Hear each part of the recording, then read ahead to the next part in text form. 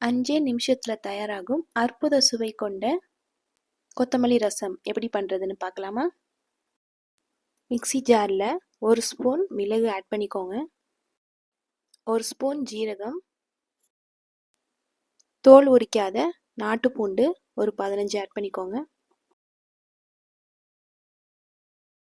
நல்லா வாஷ் பண்ண கொத்தமல்லி ஒரு கை ஆட் பண்ணி கொரகொரப்பாக அரைச்சி எடுத்துக்கோங்க.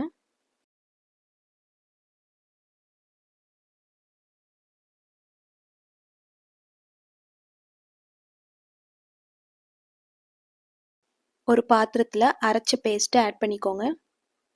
அதே மிக்ஸி ஜாரில் 4 பழுத்த தக்காளி 2ஆக வெட்டி ஆட் பண்ணி கொரகொரப்பாக அரைச்சி எடுத்துக்கோங்க. அரைச்ச தக்காளி பேஸ்ட்டை பாத்திரத்தில் ஆட் பண்ணிக்கோங்க. நல்லா கரைச்சி வச்ச புளி தண்ணி ஆட் பண்ணிக்கோங்க. 1/2 ஸ்பூன் மஞ்சத்தூள் ஆட் பண்ணிக்கோங்க.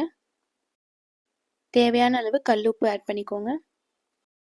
தாளிக்கிறதுக்கு தேவையான அளவு கடலெண்ணெய் ஆட் பண்ணிக்கோங்க.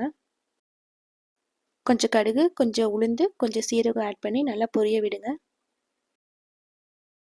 கொஞ்சம் கருவேப்பிலை, 2 வரமிளகாய் ஆட் பண்ணி பொரிய விடுங்க.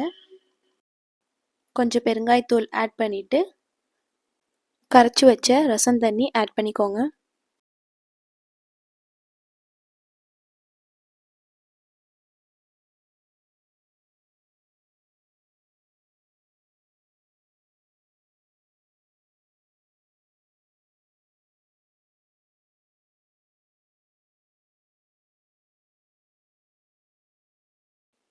நுர வந்தோடனே இறக்குனீங்கன்னா 5 நிமிஷத்தில் தயாராகும் அற்புத சுவை கொண்ட கொத்தமல்லி ரசம் ரெடி ஆயிரும்.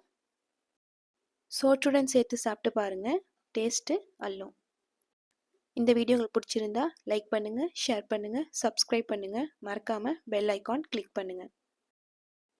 எங்கள் சேனலில் மற்ற வீடியோ ரெசிபீஸ் பார்த்து ட்ரை பண்ணி பாருங்கள். கொத்தமல்லி ரசத்தோட இறால் தொக்கும் இறால் மிளகு பிரட்டலும் வச்சு சாப்பிட்டிங்கன்னா செம டேஸ்ட்டாக இருக்கும். ட்ரை பண்ணி பாருங்கள்.